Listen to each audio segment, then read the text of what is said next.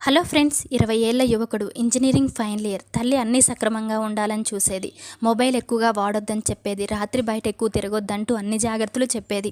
ఆ యువకుడు ఆవేశంగా ఒకరోజు, నాన్న ఉన్నప్పుడు నువ్వేమీ చేయలేదని తెలుసు, కానీ ఈరోజు నా జీవితం మీద నియమాలు పెట్టడం ఆపు, నన్ను బాధించకు. అమ్మ కలలో కన్నీళ్లు. మౌనంగా గదిలోకి వెళ్ళిపోయింది. ఆ అబ్బాయి గర్వంగా వెళ్ళిపోయాడు, నాకే అన్నీ తెలుసు అన్నట్టు. ఒకరోజు తన ఫ్రెండ్తో రాత్రి బయటికి వెళ్ళిన అబ్బాయికి యాక్సిడెంట్ అయింది. ఆ టైంలో ఎవ్వరూ లేరు, కానీ ఒక్క అమ్మ ఫోన్ మాత్రం ఉత్కంఠంగా మోగుతూ ఉంది. తనని వెంటనే ఆసుపత్రికి తీసుకెళ్లిన తల్లి, తన కొడుకుకి ఏమవుతుందనే బాధ వణికిపోతున్న తల్లిని చూశాడు.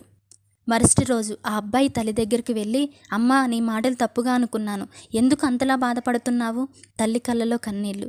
నీ గమ్యం ఎక్కడుందో చెప్పే గూగుల్ కంటే నీ తప్పు ఎక్కడుందో చెప్పే అమ్మ గొప్పది. నీకేం కాదులే, నేనున్నాగా. అబ్బాయి తల్లి కాళ్ళ దగ్గర కూర్చొని, అమ్మా, నీ మాటలు అప్పట్లో ఒత్తిడిగా అనిపించాయి, కానీ ఈరోజు తెలిసింది అవే రక్షణ, అవే మార్గదర్శకం అని.